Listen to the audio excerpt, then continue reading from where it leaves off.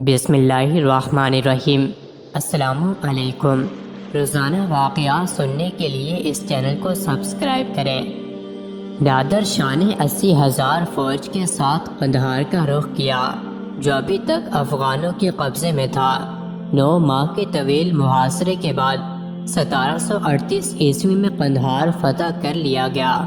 افغانوں کی ایک تعداد نے کابل میں پناہ حاصل کر لی جو مغلیہ سلطنت کا حصہ تھا۔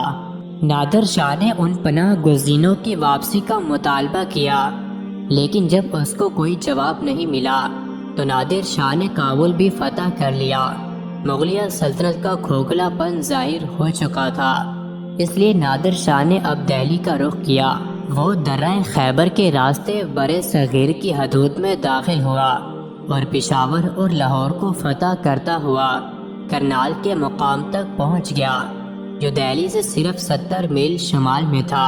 مغلیہ سلطنت کی بد انتظامی اور اندرونی خلفشار کا اندازہ اس بات سے لگایا جا سکتا ہے کہ نادر شاہ تو کابل سے 600 میل کا فاصلہ طے کر کے کرنال پہنچ گیا، لیکن محمد شاہ رنگیلا اپنی پوری فوج 70 میل دور کرنال تک میں جمع نہ کر سکا اور توپ خانے کے پہنچنے سے پہلے ہی لڑائی شروع ہو گئی۔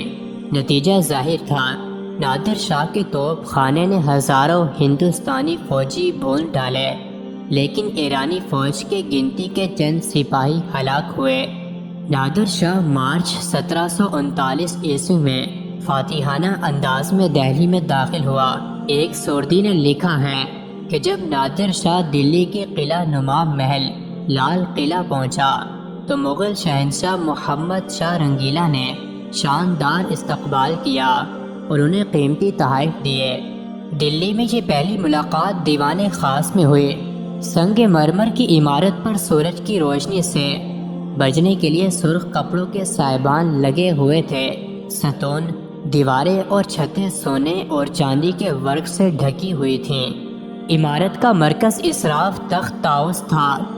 کرسی کی طرح یہ تخت تقریباً 6 فٹ لمبا اور 4 فٹ چوڑا سونے کے 4 پایوں پر کھڑا تھا۔ ہر سطح پر جواہرات جڑے تھے، کچھ بہت بڑے، کچھ کبوتر کے انڈوں کے برابر۔ زمرد سے بنے 12 ستونوں نے زیورات کی چھت کو تھام رکھا تھا۔ ہر ستون پر جواہرات سے جڑے 2 مور تھے اور ہر مور کے درمیان ہیرے، زمرد، یاقوت اور موتیوں سے ڈھکا ایک درخت تھا۔ بہت بڑا کوہ نور ہیرا تخت کے آگے یاقوت اور زمرد سے گھرا ہوا تھا۔ اپنی اصل شکل میں ہیرے کا وزن 191 میٹرک کیرٹ سے زیادہ تھا۔ کمرے کی دیواروں پر فارسی میں بار بار لکھا تھا، اگر زمین پر کوئی جنت ہے تو یہ ہے۔ نادر شاہ اور ان کے ذاتی عملے نے قلعے میں شاہی کمروں پر قبضہ کر لیا۔ محمد شاہ رنگیلا حرم میں چلے گئے۔ نادر شاہ 2 ماہ تک دہلی میں قیام پذیر رہا۔ اس کے بعد جب اس نے دہلی میں لوٹ مار کر کے اپنے وطن لوٹنے کا ارادہ کیا تو یہاں سے مال و دولت کے ساتھ ساتھ مختلف ماہر علوم و فنون کو بھی اپنے ساتھ لے گیا۔ انہی لوگوں میں حکیم علوی خان بھی شامل تھے۔ راستے میں ایک مقام پر پہنچنے کے بعد نادر شاہ نے حکیم صاحب سے کہا کہ اس وقت میں بہت بیمار ہوں تو میرا علاج کرو، لیکن نہ تو میں کوئی دوا کھاؤں گا اور نہ ہی بیرونی طور پر کوئی دوا لگاؤں گا اور نبض بھی نہیں دکھاؤں گا، لیکن تمہیں میرا مرض ٹھیک کرنا ہوگا۔ حکیم صاحب اس بات سے پہلے تو کچھ پریشان سے ہوئے، مگر اپنی ذہانت اور فنی مہارت کے بھروسے پر نادر شاہ سے کہنے لگے کہ مجھے کچھ مہلت چاہیے، انشاءاللہ کوئی مناسب تدبیر کی جائے گی۔ یہ کہہ کر جب وہاں سے جانے لگے تو بادشاہ کے چہرے پر غور سے ایک نظر ڈالے۔ اس کی آنکھیں اور چہرہ سرخ تھا، اس پر تھکن کے آثار نمایاں تھے اور مزاج میں چڑچڑا پن بھی تھا۔ ان علامتوں سے حکیم صاحب فوراً سمجھ گئے کہ آج شدید گرمی ہے، جس کی وجہ سے بادشاہ کو سر درد لاحق ہے۔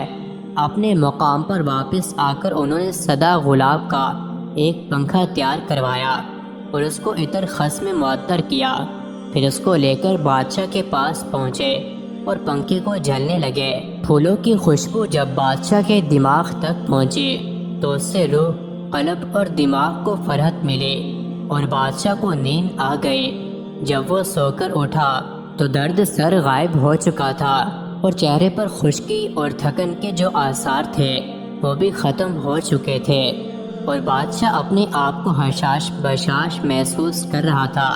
اپنی بیماری سے نجات پا کر بادشاہ بہت خوش ہوا اور اس نے علوی خان کو بلا کر ان کی عقل مندی کی داد دی اور کہا جو مانگنا چاہو مانگو۔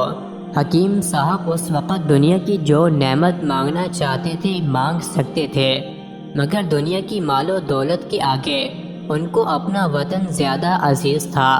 حکیم صاحب کہنے لگے آپ مجھے میرے وطن واپس بھیج دیں۔ نادر شاہ نے اس کی خواہش کا احترام کرتے ہوئے انہیں مال و دولت سے بھی نوازا اور پھر وطن واپس بھیجنے کی اجازت دے دی۔ اس طرح حکیم صاحب اس کے چنگل سے آزاد ہو کر دہلی واپس آ گئے۔ مزید ایسے ہی ویڈیوز کے لیے چینل کو ضرور سبسکرائب کریں۔